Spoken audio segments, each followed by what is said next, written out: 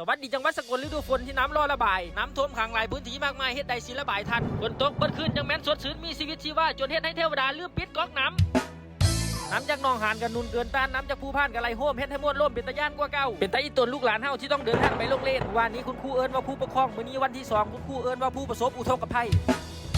อำเภอใดจังหวัดใดจัดงานบุญบังไฟพ่อกันเด้อทางนี้รับน้ำบ่ไหวแล้วใครที่เดินทางโดยรถยนต์อาจสิบ่ค่อยดีเชฟให้แนะนำเจ็ตสกีและเรือหางยาวจังใดก็ขอให้ทุกคนติดตามข่าวสาร2ทางของรัฐอย่างต่อเนื่องเซฟภัยรายการแค่เบิกต้นน้ำลดทุกพื้นที่โชคดีเป็นของทุกท่านสำหรับมื้อนี้เซฟภัยขนของขึ้นที่สูงก่อนสวัสดีครับ